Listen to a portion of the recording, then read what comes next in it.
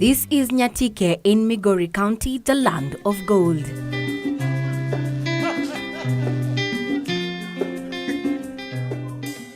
Peter is preparing to head to the mines. His day usually starts early, but today he has to prepare his sons before heading out. Frank, however, is not impressed by his father's occupation.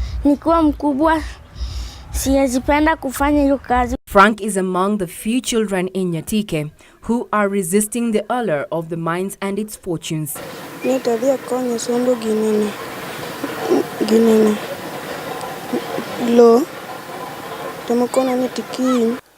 Kenya, right away now, we have the child labor law, whereby children under 18 years are not supposed to be getting involved in these mining activities. But in our area here, you find them, they're just involving themselves in mining. Most of pregnancies, they are getting them out of when they have gone for mining. Having worked at the mines for as long as he can remember, Peter Owino says despite the risks involved in mining, it is a rewarding venture. Almost 1 month ago, there's a very, very huge rock like a matatu collapse. And the death did not occur. We only remove it, the person, and we took it to the hospital.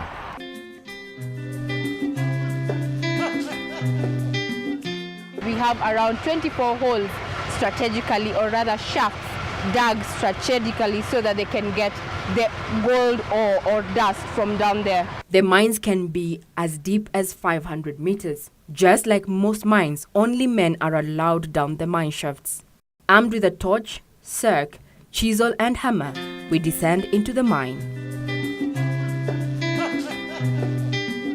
It is dark and the makeshift lights here offer little to light the way.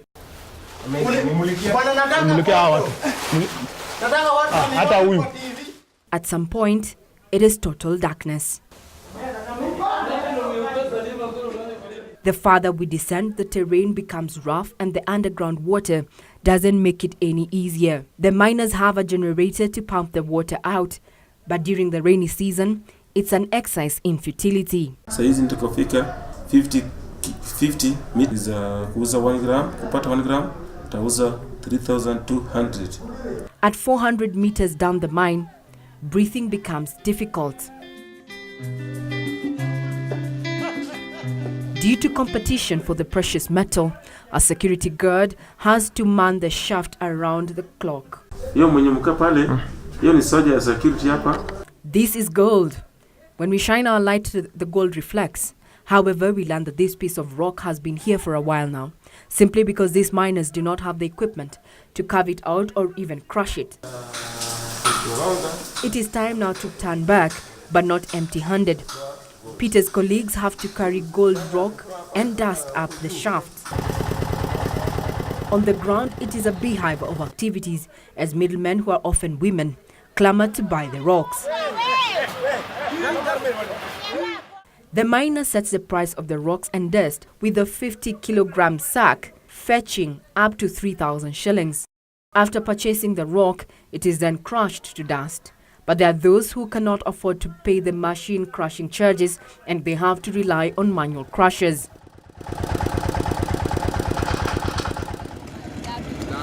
Inalingana jinsi watu wanavyoleta.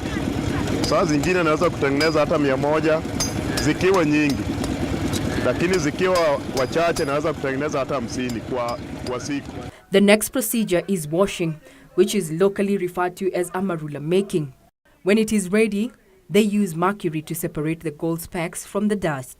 To hasten the process, some have opted to use red mercury and sodium cyanide, which have adverse health and environmental effects. We decided to go to Migori water plant that serves over 3,000 households, and Migori is in an area where mining activities are quite rampant.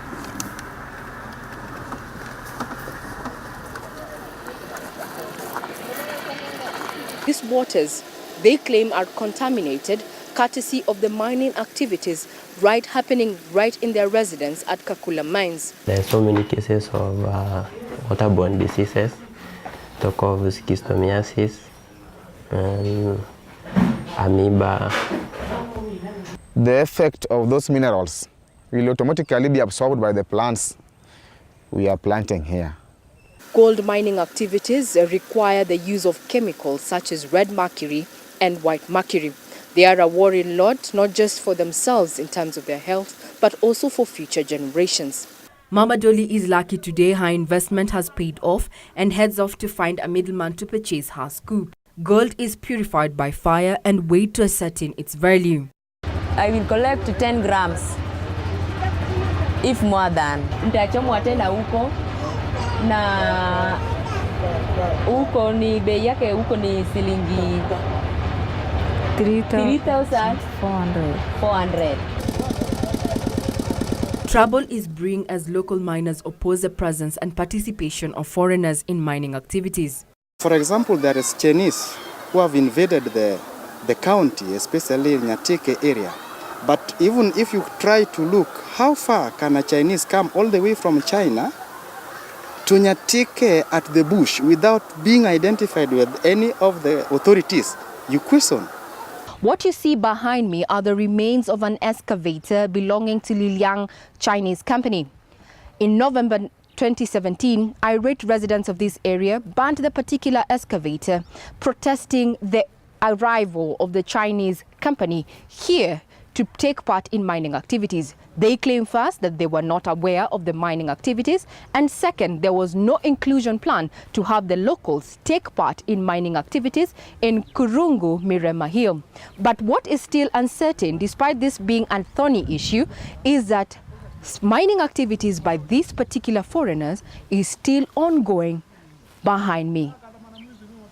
It's a clear indication there's a tussle between the local miners and foreign miners who have chosen Nyatike constituency in Migori County as an area to invest. Unajua wao wenyewe wakati wanachanganya zile chemical hawataki muone. Hata kuna hii ndege wakikaa huko ndani wanakufa.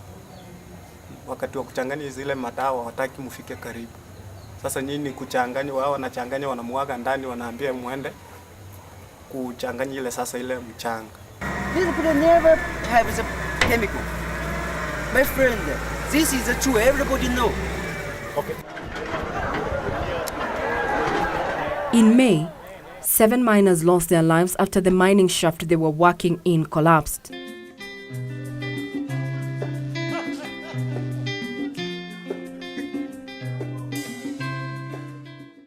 Rescue efforts proved futile due to the lack of proper emergency response measures.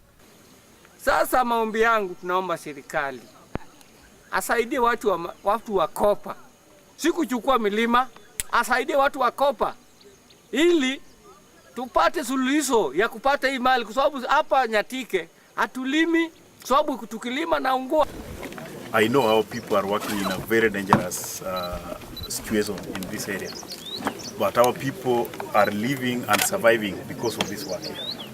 So what we want from the government is support on how they can make it even better.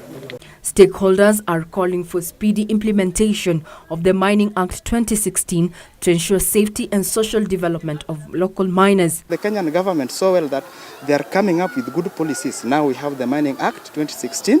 We have regulations in progress which is coming up. I know with the time, maybe sooner or later, maybe I know by the end of this year, sometimes we will have them, all of them in place, which is going to influence and inform the mining activity and how best practices can be worked around the mining. So our humble request has been, we be assisted by the government so that we can get equipped, so that we can do it in a level that can help us sustain our living. Middlemen, these are people who are buying gold from us. They are really misusing us, because when we come out with the gold, their price is very low. Sometimes, for example, now 1 gram is 300 shillings, 3,000. But when they are going there to sell, they are almost 400 or something about. Despite the glaring risks for Peter and his counterparts, gold mining is life.